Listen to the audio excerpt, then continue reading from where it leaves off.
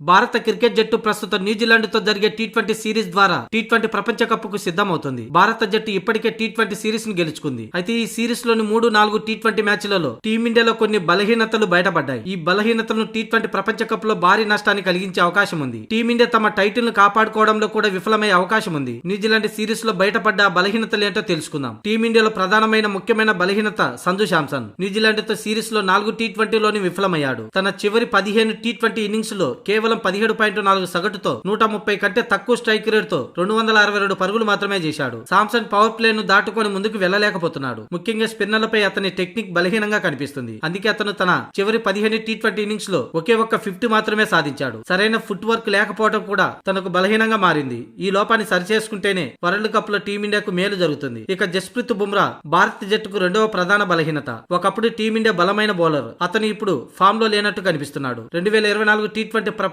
Cup తర్వాత టీ20లో బుమ్రా బాగా రాణించడం లేదు. టీ20 వరల్డ్ కప్ తర్వాత ఇప్పటి వరకు భారత్ లో 6 టీ20 మ్యాచ్లు ఆడి 8 వికెట్లు మాత్రమే పడగొట్టాడు. ఓవర్ కు 7.4 పరుగుల ఎకనామీ రేటు నమోదు చేశాడు. డెత్ ఓవర్లలో బుమ్రా చాలా పరుగులు ఇస్తున్నాడు. ఇది టీమిండియాకు ఆందోళన కలిగిస్తుంది. ఇక మూడో బలహీనత హర్షదీప్ సింగ్ భారత్ కు మూడో ప్రధాన బలహీనతగా మారుతున్నాడు. ఎందుకంటే అతడు నిలకడగా రాణించడంలో విఫలమవుతున్నాడు. పరుగులు దారుణంగా ఇస్తున్నాడు. గత 7 టీ20 మ్యాచ్లు హర్షదీప్ సింగ్ 3 సార్లు ఓవర్ కు 10 కంటే ఎక్కువ పరుగులు ఇచ్చాడు. న్యూజిలాండ్ తో జరిగిన రాయ్పూర్ లో హర్షదీప్ సింగ్ 4 ఓవర్లలోనే 53 పరుగులు ఇచ్చాడు. అంతకుముందు అహ్మదాబాద్ లో దక్షిణాఫ్రికాతో జరిగిన టీ20లో 4 ఓవర్లలో 47 పరుగులు ఇచ్చాడు. అలాగే చండీగఢ్ లో 4 ఓవర్లలో 54 పరుగులు ఇచ్చాడు. దీంతో ప్రస్తుతం హర్షదీప్ సింగ్ నిలకడగా రాణించడంలో విఫలమవుతున్నాడు. ఇది టీ20 ప్రపంచ కప్ కు ముందు టీమిండియాకు మంచి సంకేతం కాదు. మొత్తంగా టీ20 వరల్డ్ కప్ కు ముందు టీమిండియా ఈ 3 బలహీనతలను దాటుకుంటేనే వరల్డ్ కప్ లో విజేతగా నిలిచే అవకాశం ఉంది. ఇక ఈ నెల 31వ తేదీన న్యూజిలాండ్ తో చివరి టీ20 మ్యాచ్ జరగనుంది. ఇక ఈ మ్యాచ్ తర్వాత ఫిబ్రవరి 4వ తేదీన టీమిండియా సౌత్ ఆఫ్రికాతో వార్మప్ మ్యాచ్ ఆడనుంది. ఇక వరల్డ్ కప్ లో 7వ తేదీన టీమిండియా తమ తొలి మ్యాచ్ యుఎస్ఏ తో తలపడనుంది.